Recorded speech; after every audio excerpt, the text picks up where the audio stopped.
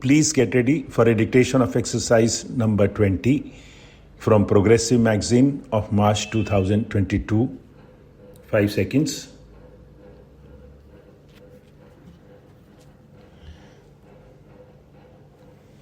Start.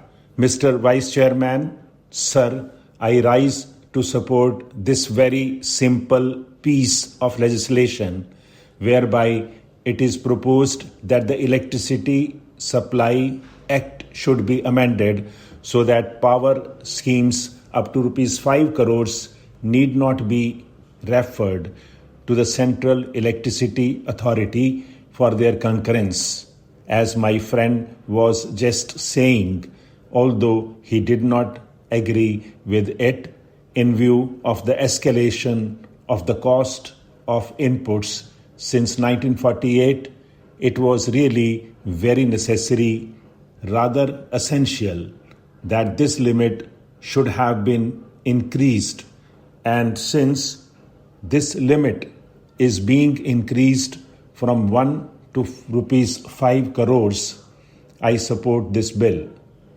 My friend was saying that since 1948, price escalation has been more than 100 times. That is not so. It has not been 100 times, maybe more than 500 times.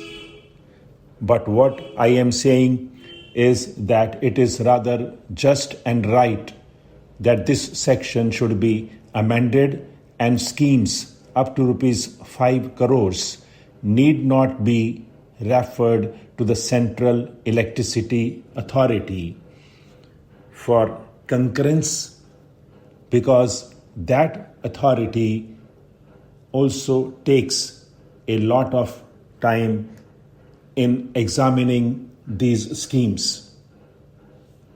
They have to examine them on techno-economic lines, and this could delay the project.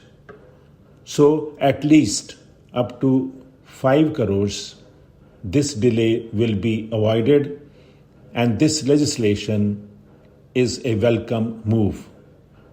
The importance of electricity in the modern world needs no overemphasis. Whether it is a matter of industrial or agricultural production, electricity has to be there and has to be generated to meet our requirements.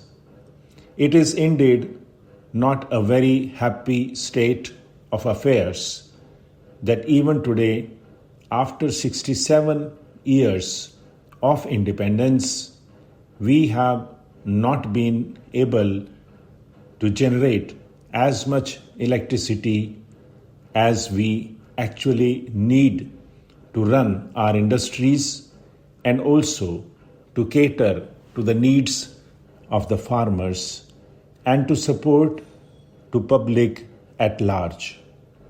Still, it is rather gratifying to note that in the first quarter of the current financial year, the power generation has been more than 15%, that is from April to June, as compared to the corresponding period last year. And in this, the thermal power generation has increased by 13% and hydro by 19%. During the 10th plan period, the target for electricity generation was 19,000 megawatt, and we have been able to achieve only 14,000 megawatt. It is indeed a very sorry state of affairs that almost all the state electricity boards are in a very bad condition, and all that they know is to increase the price and cost of electricity. They are going on doing this ever since they existed. Almost all of them are running at a loss. It is a very serious matter and must be looked into. As I said at the very beginning, if we cannot generate electricity, we cannot ensure industrial development as much as we want it to be. Almost 20,000 industries, or more than 20,000 industries, have suffered just because of short supply of electricity. Very important industries like coal, steel, cement, fertilizers have all suffered in the past, and they are still suffering to the extent that we are not able to provide electricity to them. So our government must look into the working and the functioning of these electricity boards, which are no doubt proving a sort of white elephant for our country and for our states. As regards the ills of these state electricity boards, their sickness is due mainly to four major causes. Number one is non-utilization of capacity. None of these boards which are running at loss is able to generate electricity to the installed capacity.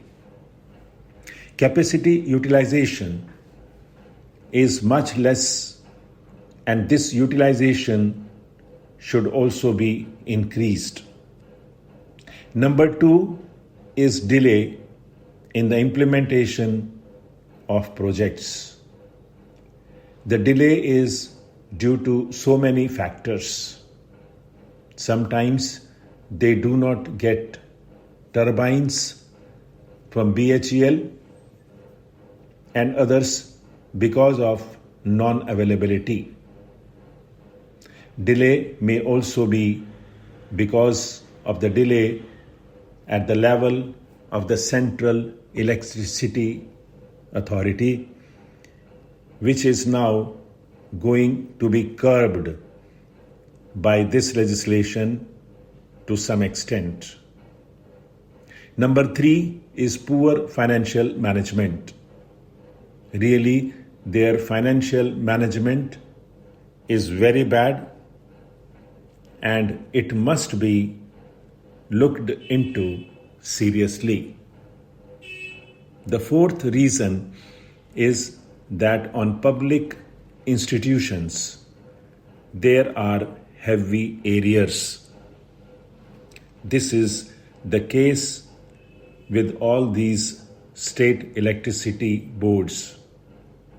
I know that in the case of the UP State Electricity Board, as much as rupees 25 crores is outstanding against the Jal Nigam there, and like that against so many autonomous bodies, organizations, corporations, and even the government of India may have to pay something.